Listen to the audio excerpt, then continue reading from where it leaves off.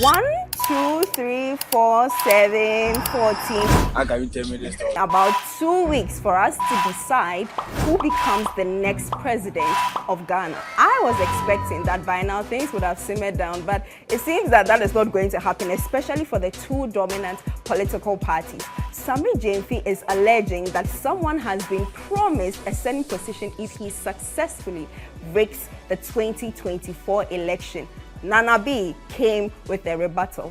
Well, welcome to This Week in News with me, Etornam Kumashie. Let's quickly do a recap of some of the top stories for the week.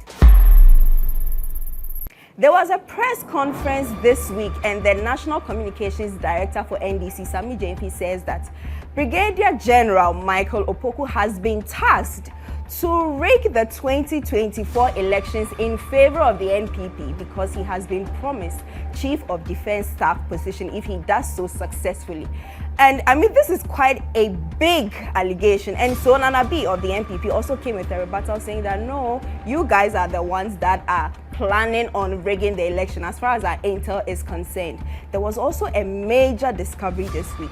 Illegal firearms were imported into the country. The Customs Division of GRA found them out, and the individuals involved have been arrested. Prosecution will take place. But if this is making you a bit tense, if you are concerned, are we safe in the country, then it would interest you to know that your IGP, Dan Pare, has assured 100% that security will be provided come December 7th. If you are happy on that day, good for you. If you are not, accept it in peace. The Black Stars management team has been dissolved. I mean, were you expecting anything less? Poor performance upon poor performance.